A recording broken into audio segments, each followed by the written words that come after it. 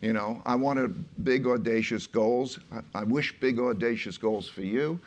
Go after your goals, and on your way to your goals, you're going to encounter your problems and your failures, right? That's going to happen. Otherwise, you just go straight to your goals. No, that's the learning process. You encounter your failures.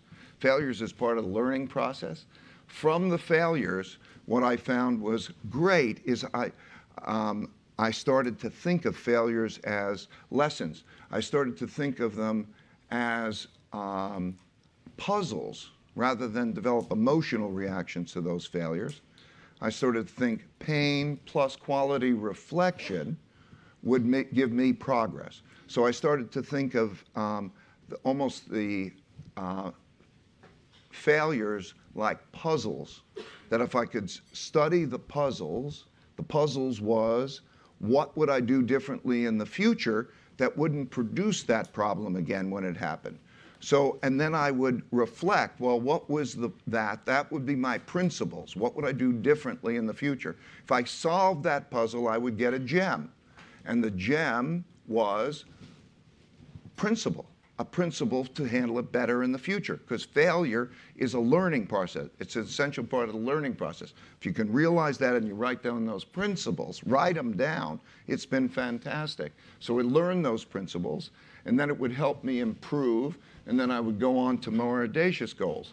And I look at evolution, personal evolution, almost every evolution of a company, evolution of everything, as being this constant looping process that I sort of think of as this 5-step process, right? In other words, to be successful, you have to do 5 things. First, you have to know what your goals are and go after those goals. Be clear on your goals.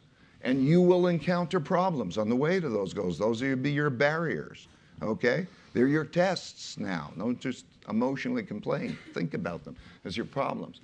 You have to diagnose those problems to the root cause, to get at the root cause. And that root cause might be yourself, what you're doing wrong, or what somebody else is doing wrong. So you can't depersonalize it. You have to really look at it so that you make those changes.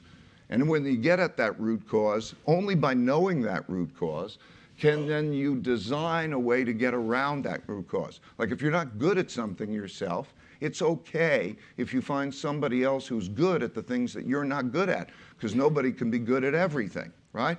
So, but you have to do that. You just can't keep banging yourself in the wall. So you have to design something that's practical to get around with it, and then you have to follow through and do it. A lot of people come up with designs, but you have to do the thing that's necessary. And by trying that thing that's necessary, again, you will find out. Are you getting to your goals, or you encounter your next set of problems, and so on? And that, I believe, is the first personal evolutionary process that has helped me. Those rules that I was able to write down, and that you can get in this book, Principles, which is why I'm passing them along, those rules, we were actually able to then put into algorithms and build decision-making processes that replicate the brain. We'll